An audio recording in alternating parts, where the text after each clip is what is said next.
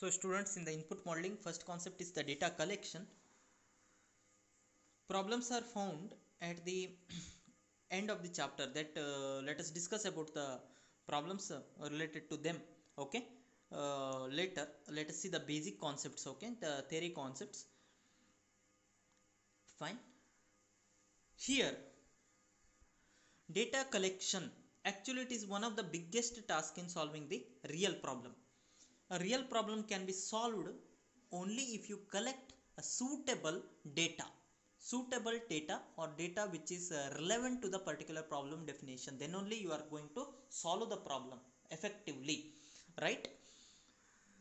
It is one of the most important and difficult problem in simulation. What is the important task then, or difficult task? Collection of the data, relevant data, right? And even when the data are available, they have already been recorded in a form that is directly useful for the simulation input modeling. Fine.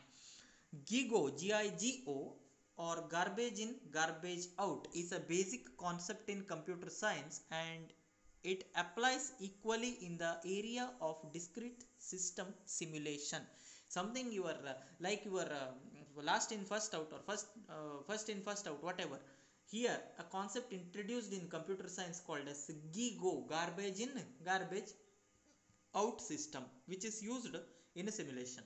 Even when the model structure is valid, if the input data are inaccurately collected or inappropriately analyzed or not representative of the environment, the simulation output data will be misleading and possibly damaging or costly when used for policy or decision making. This is a common sense, right?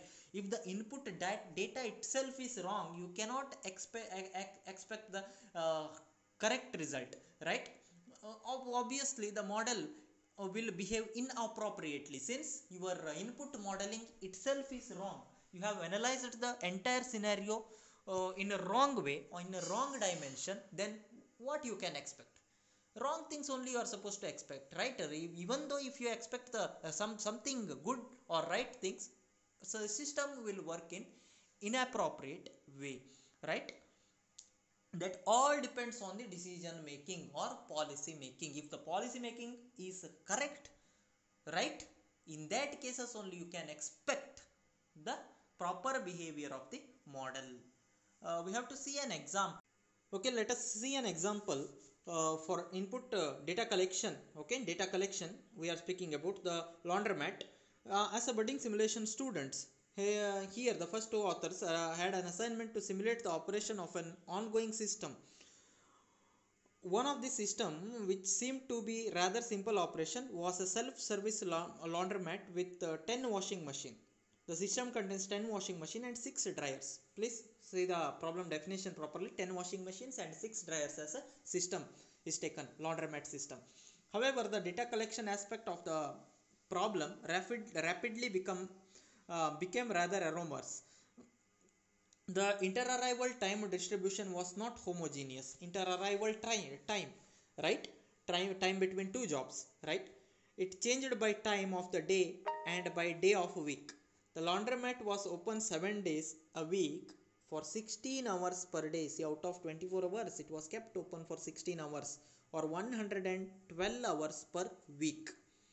It would have been impossible to cover the operation of the laundromat with the limited resources available. Only two were there, right? Two students, as per the definition, as per the problem statement. Two students who were also taking 4 other courses along with this assignment. And with a tight time constraint, the simulation was to be completed in a 4-week period. The observation, entire observation should be completed in the 4 week of time. Additionally, the distribution of the time between arrival during 1 week might not have been followed during the next week. As a compromise, a sample of times was selected and the inter-arrival time distribution were classified according to the arrival rate. So 3 categories were made: high, medium, as well as low. That is what the inter-arrival time definition they have made. Service time distribution also presented a difficult problem from many perspectives. The proportion of the customer demanding the various service combinations had to be observed and recorded. See, various services are what? Washing machine as well as dryers it has got, right? 10 washing machine and 6 dryers it has got. 16 hours per day it is continuously running, isn't it? That those things are difficult to observe, the service time and all. The proportion of the customers demanding the various service combinations had to be observed and recorded. The simplest case was the customer desiring one washer followed by one dryer. This is what the general scenario, simplest scenario. In most of the cases it is found. Each customer is opting for one washer, after that dryer, right? 10 washing machines are there, 6 dryers are there. Most of the cases every customer wants what? After washing the cloth you want to use the dryer. Please understand. However, a customer might choose 2 washing machines followed by one dryer. This is also one of the case. One dryer only and so on. In some cases, some customer used to wash the clothes at home only, not using this washing machine. Okay. They want to use the dryers only. That is in some rare cases. The customers used numbered machines and it was possible to follow the customers via that reference rather than remembering them by personal characteristic because of the dependence between washer demand and a dryer demand for individual customers. It would have been inappropriate to treat the service time for washer and dryer separately as independent variable. Some customers waited patiently for their clothes to complete the washing or drying cycle and then they removed their clothes promptly. Others left the premises and returned after their clothes had finished their cycle on the machine being used. In a very busy period, the manager would remove a customer's clothes after the cycle and set them aside in a basket.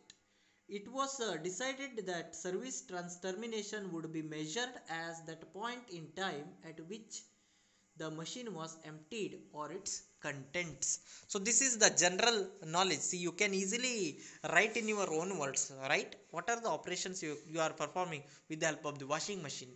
Washing machine as well as a dryer. Washing machine is what it is used to wash the clothes. So until and unless the washing machine is free, the operator cannot take the next customers service, right? Obviously is performing two tasks, one serving of the customer as well as serving of the customer for washing machine as well as for the dryer. 10 washing machines are there, 6 dryers are there, each has got its own ID, so that with the help of the ID we can refer which washing machine is free, which dryer is free, right? So whichever the washing machine is free, if all the 10 washing machines are occupied, customer should wait. If one of the washing machine is free, then customers washing clothes will be put onto the washing machine.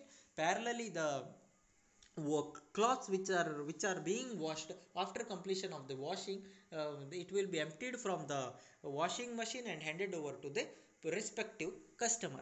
The same concept is applicable for with respect to the dryer as well, right? The general scenario, you can write these things explanations using common sense. Please understand. Sorry.